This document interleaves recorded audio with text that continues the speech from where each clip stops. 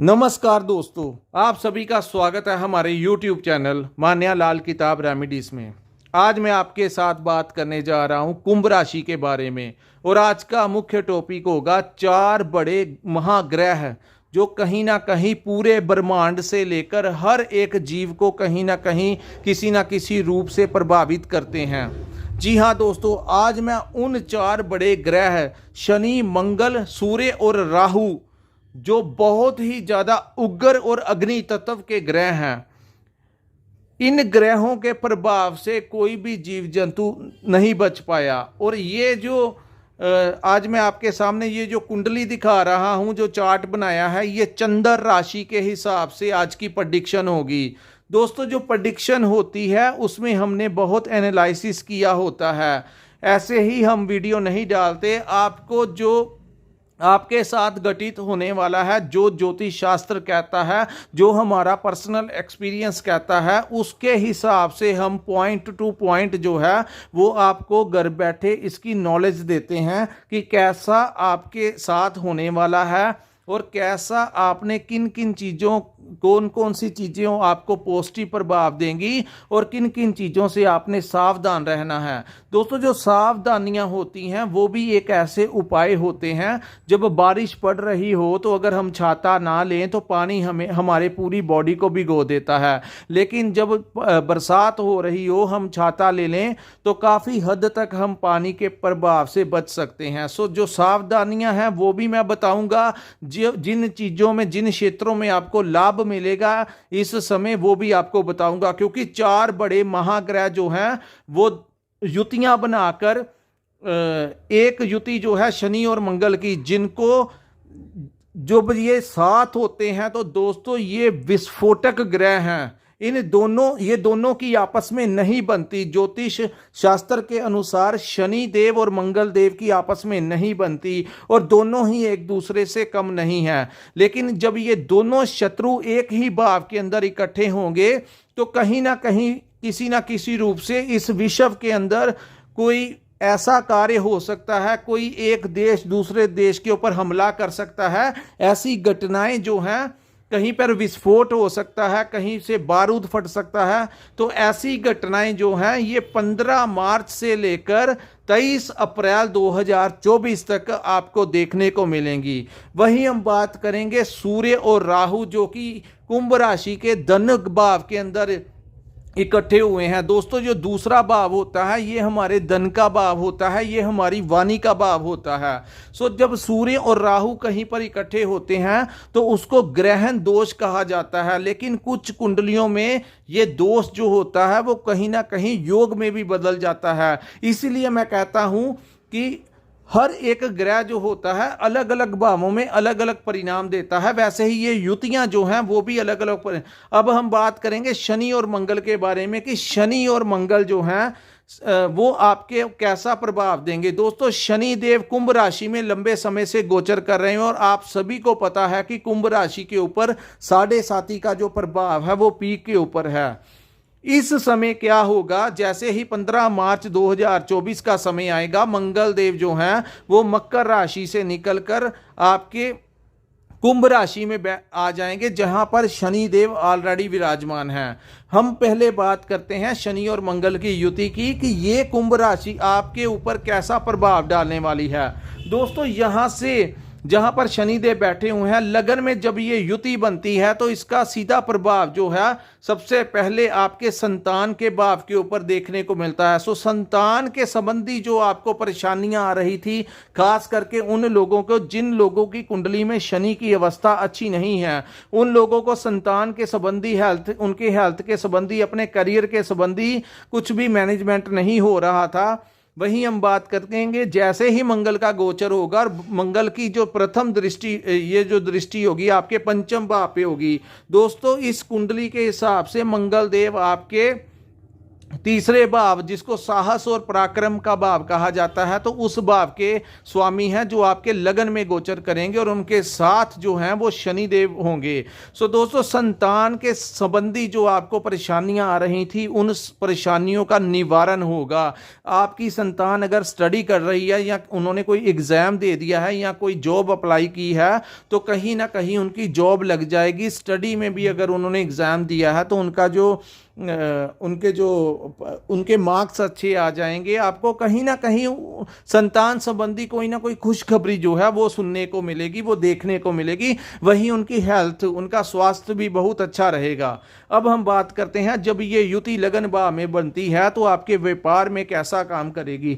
दोस्तों, ये युति जब बनेगी तो व्यापार में कोई बड़ा लाभ देखने को मिलेगा, कोई नई अपॉर्चुनिटीज आपके सामने आएंगी। शनि और मंगल का अपना ही प्रभाव है। सो इस प्रभाव के हिसाब से आपको करियर में नई नई अपॉर्चुनिटीज आएंगी, कहीं ना कहीं से कोई ना कोई ऑफर्स आएंगे आपको। अगर आप जो आपसे मैनेज नहीं हो रही थी स्थितियां, अब वो समय होगा जब मंगल के आशीर्वाद के साथ आप अपनी स्थितियों को और नए जो प्लान्स बिजनेस के लिए आपके दिमाग में बन रहे थे लेकिन उनको मैनेज आपको करना नहीं आ रहा था, ये वो समय होगा जब आपका मैनेजमेंट जो है आपके व्यापार को लेकर या आपकी नौकरी को लेकर, अगर आपने प्रेजेंटेशन देनी है जहां पर आप नौकरी करते हैं तो वहां पर भी ये आपको कोई बहुत बड़ा लाभ देगा।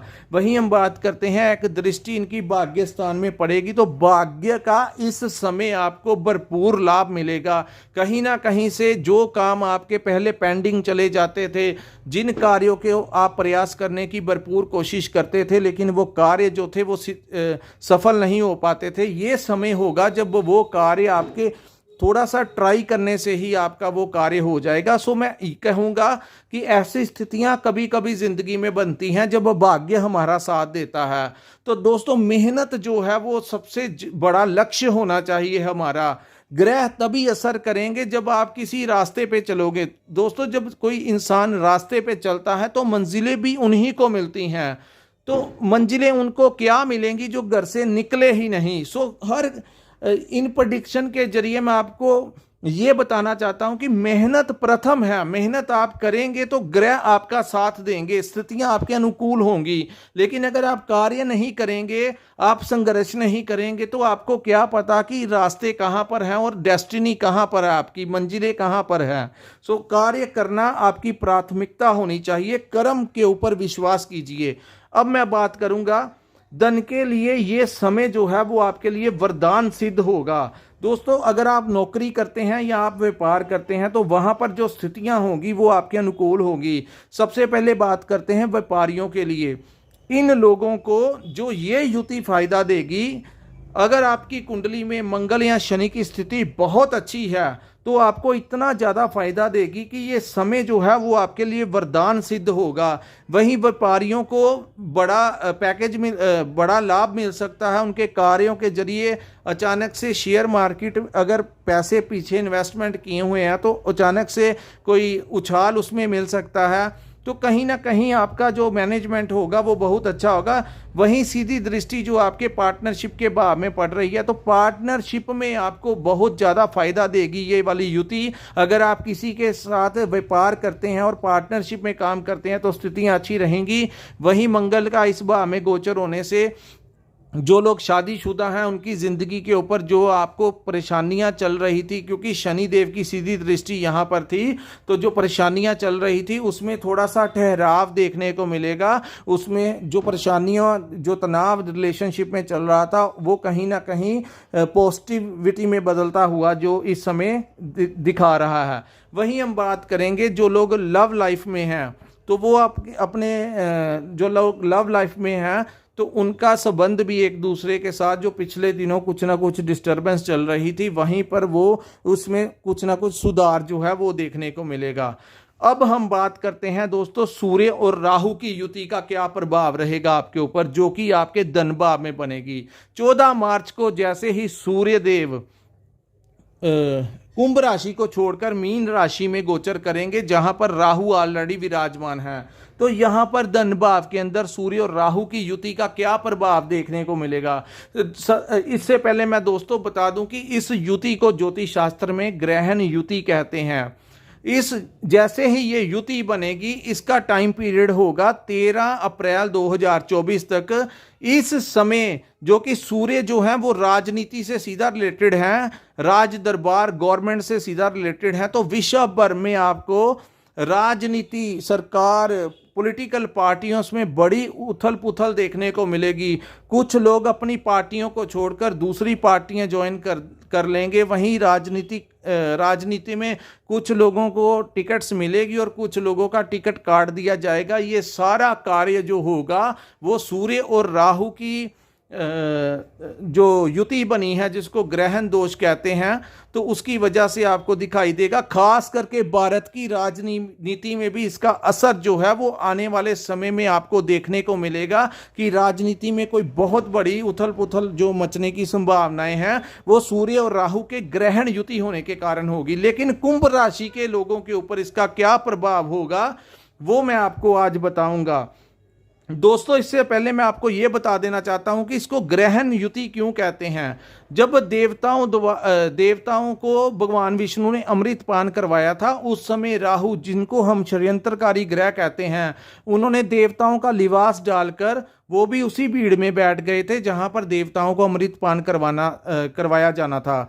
जैसे ही भगवान विष्णु ने राहु को अमृत पान करवाया, अभी वो कंठ से नीचे अमृत गया ही था कि सूर्य देव और चंद्र देव ने हरि विष्णु को कह दिया कि ये आपने क्या काम कर दिया, ये एक राक्षस है जिसको आपने अमृत पान करवा दिया।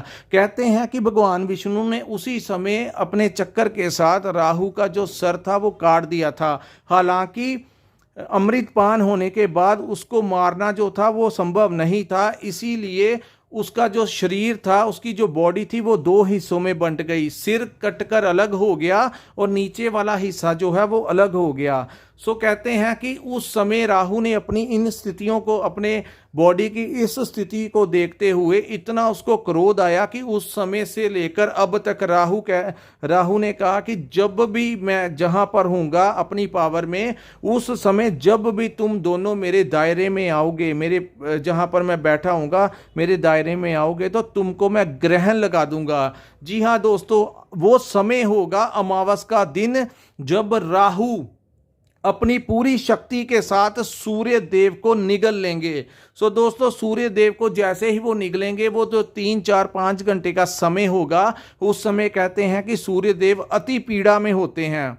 अति पीड़ा में होने के कारण इस पीड़ा का पूरे ब्रह्मांड में असर देखने को मिलता है, पूरे विश्व में इसका असर देखने को मिलता है। इसीलिए कहते हैं कि उस समय कोई मांगलिक कार्य नहीं किया जाता। उस समय कहते हैं कि मंदिरों के कपाट तक बंद कर दिए जाते हैं। ग्रहण का इतना ज़्यादा इफेक्ट जो होता है वो देखने को मिलता है। अब हम बात करेंगे कि आपके धनभा में ये जो युति है ये ग्रहण का काम करेगी। दोस्तों, अगर तो आपकी कुंडली में शनि और मंगल की अवस्था अच्छी है तो आपको वैसी ही जैसे मैंने प्रेडिक्शन ही की है वैसे ही होगा, क्योंकि धनभा में ये युति कहीं ना कहीं आपको डिस्टर्ब करने की कोशिश करेगी। वो डिस्टर्ब क्या होगा, आपने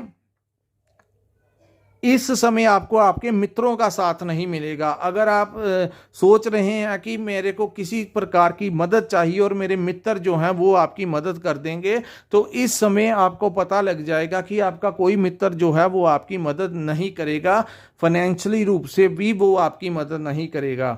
अब हम बात करते हैं दोस्तों, ये वो समय होगा जब आपने कोई बहुत बड़ा इन्वेस्टमेंट नहीं करना।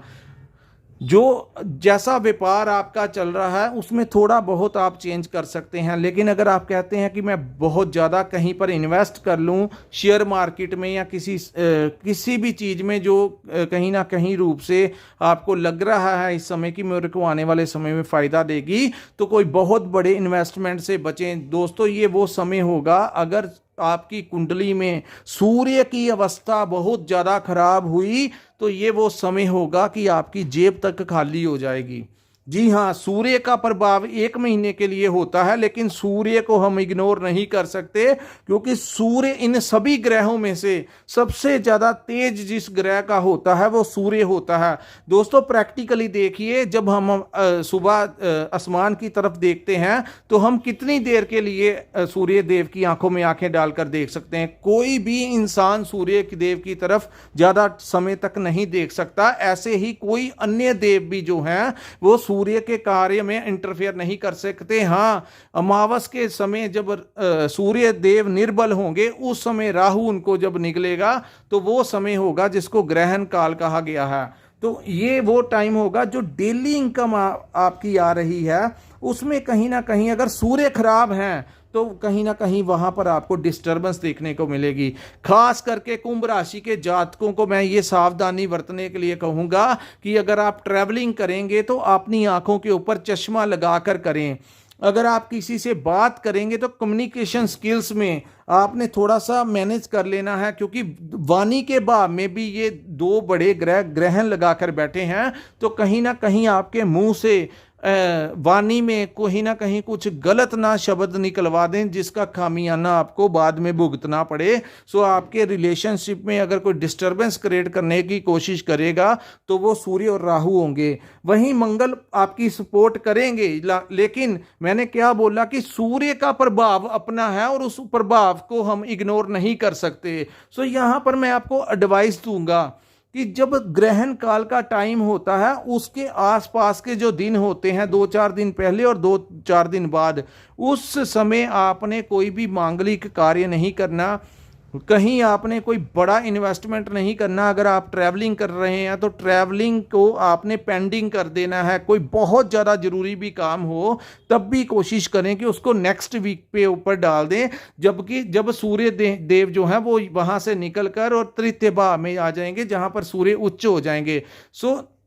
6 अप्रैल से लेकर 13-14 अप्रैल का जो वो समय होगा, आपने कोई मांगलिक कार्य नहीं करना, अपने घर में नहीं करवाना। वही प्रॉपर्टी के कागजातों के ऊपर कोई साइन नहीं करने। कोई डील, बिजनेस डील, बड़ी कोई डील करने जा रहे हैं तो थोड़े समय के लिए पोस्टपोन कर दीजिए, क्योंकि कहीं ना कहीं ये बात, क्योंकि ये इस समय पर नक्षत्र ऐसे बन जाते हैं, टाइम ऐसे हो जाता है कि दोस्तों ग्रहण के प्रभाव में जो भी कार्य किया जाता है वो आगे चलकर कहीं ना कहीं डिस्टरबेंस क्रिएट करता है। इसलिए हमारे धर्म में कहा जाता है कि कोई भी कार्य शुरू करने से पहले समय देखना होता है कि समय, जैसे रोज हम देखते हैं कि अभिजीत मुहूर्त कैसे होता है, तो अभिजीत मुहूर्त में जो कार्य किए जाते हैं, जो अक्षय तृतीया के ऊपर कार्य किए जाते हैं, वो कार्य हमेशा के लिए, जब आगे भी कुछ भी होना होगा तो इस अच्छे समय में आरंभ किया हुआ कार्य जो होता है उसमें कम ही विघ्न पड़ते हैं। अगर कोई विघ्न आ भी जाए तो वो जो अच्छे नक्षत्रों में स्टार्ट किया हुआ जो कार्य होता है उसको वो खुद ही संभाल लेते हैं। इसीलिए लोग अपने कार्यों के लिए अच्छे समय का वेट करते हैं। दोस्तों ये समय होगा जो खास करके जो प्रेग्नेंट लेडीज हैं उन लोगों को अपना बचाव रखना होगा, कहीं कुछ अनहोनी घटना ना घट जाए। सो उन लोगों को भी अपनी पूरी केयर करनी पड़ती है। अगर आपके घर में कुंभ राशि का कोई, आपके हस्बैंड है या आपका कोई भी कुंभ राशि का जातक रहता है तो वो भी देखें कि ग्रहण के समय, फिलहाल तो वैसे सभी राशियों के लिए कहा जाता है कि ग्रहण के काल के समय आपने जो गर्भ धारण की हुई महिलाएं होती हैं उनको विशेष रूप से कहा जाता है कि अपने बच्चे का ध्यान रखें, अपने जो प्रेगनेंसी का पूरा ध्यान रखना होता है उस समय के लिए। सो दोस्तों ये था कुंभ राशि के ऊपर कैसी होगी ये 4 बड़े महाग्रहों की युतियों का क्या प्रभाव जो है वो देखने को मिलेगा। अगर आपको हमारा ये एनालिसिस अच्छा लगा हो तो हमारे चैनल को लाइक और सब्सक्राइब करना मत भूलिए। अगर आपको अपने कुंडली का विश्लेषण करवाना होगा तो स्क्रीन के ऊपर हमारा नंबर शो हो रहा है, वहां पर आप हमारे साथ संपर्क करके अपनी कुंडली का पूर्ण विश्लेषण करवा सकते हैं। सो दोस्तों यहीं पे हम अपनी वीडियो को विराम लगाते हैं। नमस्कार, जय माता दी।